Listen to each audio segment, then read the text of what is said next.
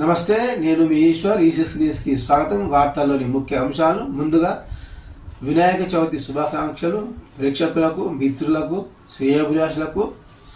వార్తలు. తెలంగాణ కాంగ్రెస్ కొత్త అధ్యక్షుడు మార్పు సస్పెన్స్కు తెరపడింది.